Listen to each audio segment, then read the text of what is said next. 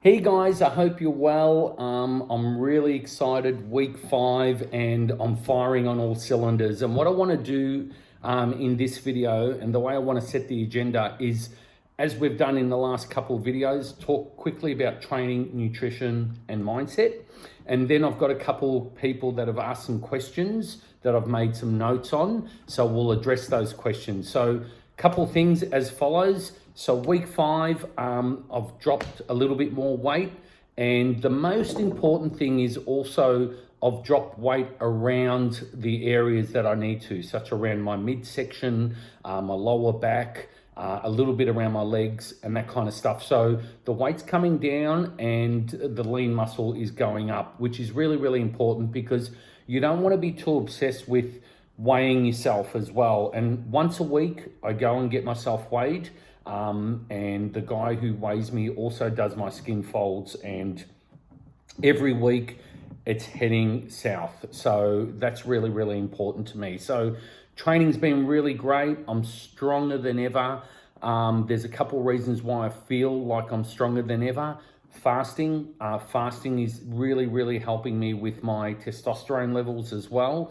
And I just find that I have much more energy as well. So I'm really happy with the training, with the cardio. I'm doing religiously 2 1-hour sessions a week and burning up to 700 to 800 calories at a time. So I'm happy with the cardio. Also with legs, I continue to get hammered on a leg day. Now, the great thing with training legs that people need to understand is it's a calorie crusher. Nothing burns more calories than training legs. And having a trainer train you and keeping you accountable, especially with a leg session, is really, really, really, really important. So there's the training. Nutrition's great. I've avoided grains, anything high calories. It's out of the equation as well. So I'm the kind of guy that's just likes the plain food, likes everything set. It's actually our 10-year wedding anniversary tonight, and going out to a restaurant that we've been out before. I'll have a steak and vegetables, and that's it. I don't drink anyway, so we both don't drink, so it's easy. And what is it now, around 2 o'clock? I might have one more meal before we go out for dinner, but less calories in and more calories out. That's the key with nutrition. And I'm really enjoying, waking up, having some high fillet, some green veggies, and then away I go. So mindset's fantastic. I'm really happy with the way I'm progressing. I'm posing in the mirror, checking my physique, and making sure that, when I do look at my physique, you look with a positive mindset. You're not looking and saying, oh, fuck, oh, I wish I had this or I wish I had that. So you've got to look at your physique from a winner's mindset, not from a loser's mindset. So that's nutrition, training, and mindset. So what I wanted to do is, I had a couple questions come in through my Facebook group, Lean Muscle Enthusiasts, and I just want to address those. So they're really interesting questions, and I thought it may trigger some things for you as well. So John's 53 years old. He's been training for a number of years, and he says, Fred, I find that I've been on and off for many, many years. I started training at 80 kilos. I ballooned up to 110 kilos. I'm now sitting at around 90 kilos, but I've got this loose skin. Can I get rid of loose skin, he asks. Now, this is a really interesting question, and I think it's really important to address this question. Now, obviously, a lot of factors come into play when it comes to loose skin. Things like age, genetics, history, that kind of stuff. Now, obviously, for pregnant women, if they have loose skin after a baby, generally speaking, the elasticity will recover, depends on your age, but it is necessarily a case-by-case basis. Like I said, genetics, all those things can play an important part. But what I do see a lot in the industry, and I see a lot of guys especially, they put on all this muscle and they want to try to bulk up, so to speak, and then they just find themselves getting fatter, not so much lean muscle. And what happens is the skin just says, I've had enough. And then it's either gonna stretch out, and then they wanna go on this quest of weight loss, and then they shrink. So for me, as a 56-year-old, I'm lucky my skin's been really, really good for a couple reasons as well. Is I've never kind of catapult my weight right up and then right back down. I've always stayed within 6 to 8 kilos of competition weight, if you like, as well. So sitting at 96, my heaviest has been 100, maybe 102 max, but I never go over that. So it's really, really important to understand when it comes to loose skin, they're the sort of things you want to address. So a couple tips, obviously, if you have loose skin, yes, build muscle mass, because aesthetically, adding more muscle to your frame is really important, and that will help counteract that loose skin a little bit as well.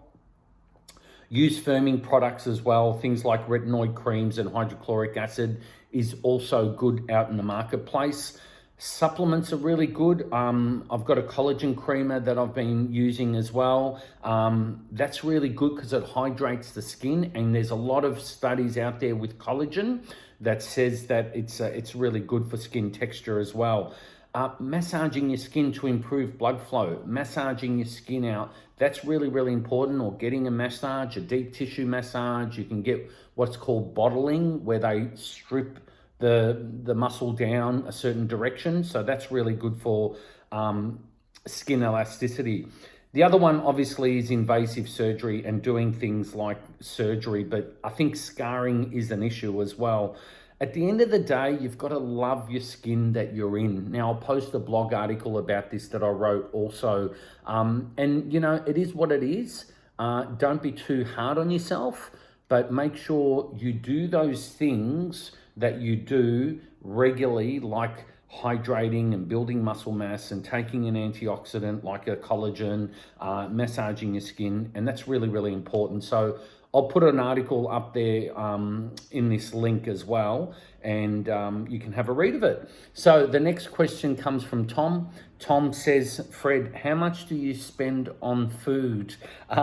It looks like you eat a lot. So at the end of the day, Tom, there's a couple things that I feel like I do, and I don't feel like I eat a lot, because when you go out for dinner, let's say, if you and your partner go out for dinner, what's the bill cost? About $150 for whatever it is, a main, maybe a dessert or an entree and a bit of alcohol. So at the end of the day, what I do is I go to a wholesale meat provider, and that wholesale meat provider, I get 2 kilos of organic chicken breast diced and 2 kilos of beef diced.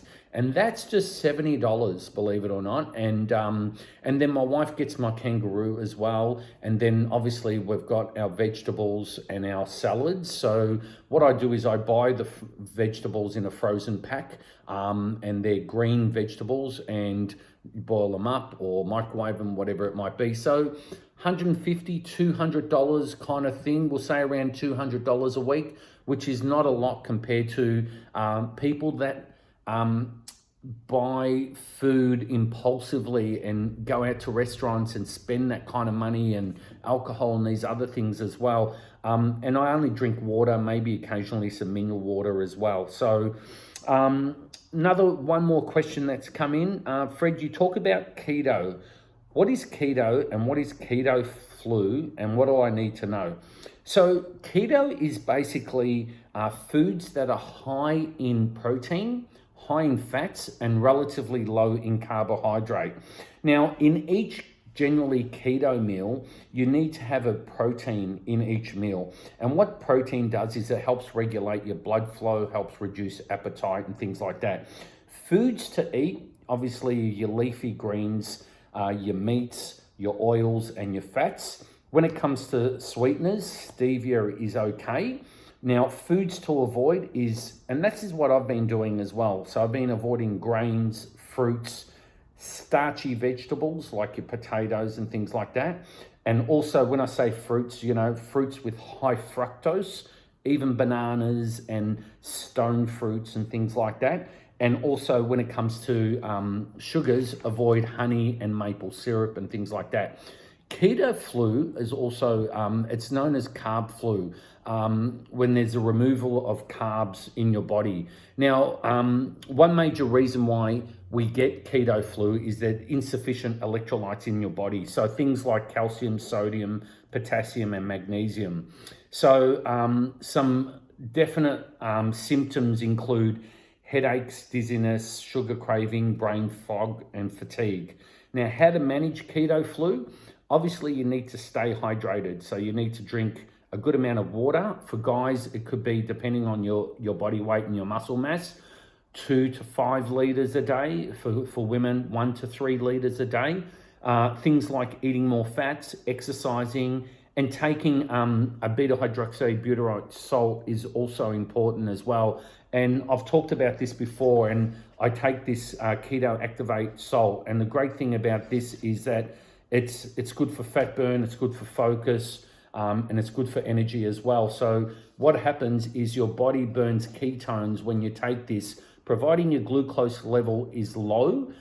It uses the fat at your body and burns fat as fuel as opposed to carbohydrates. So the Keto Activate is a really great product. I've had some really good feedback with this as well. And you know, it's got really good active ingredients as well. So there you have it. This is week 5. I've tried to keep it under 10 minutes. We've just gone about 11 minutes. And feel free to post a comment below. What else do you want to see in week 6? I'd love to know your feedback. Thanks very much. And remember, each and every day, laugh with health. Thanks.